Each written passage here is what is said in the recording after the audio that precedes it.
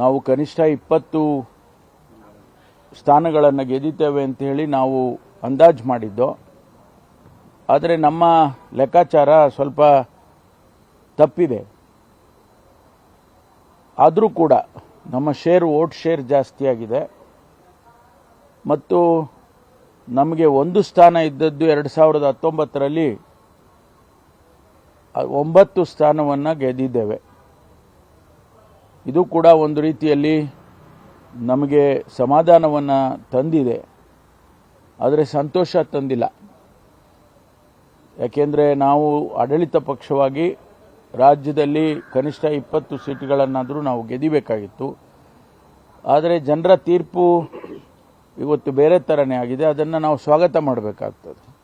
ನಮಗೂ ಕೂಡ ಒಂದು ರೀತಿಯಲ್ಲಿ ರಾಜ್ಯದ ಜನ ಎಚ್ಚರಿಕೆಯ ಗಂಟೆಯನ್ನು ಕೊಟ್ಟಿದ್ದಾರೆ ಅಂತ ಹೇಳಿ ನಾನು ಭಾವಿಸ್ತೇನೆ. ಯಾಕೆಂದರೆ 1 ವರ್ಷ ಆಡಳಿತ ಮಾಡಿದ್ದೇವೆ.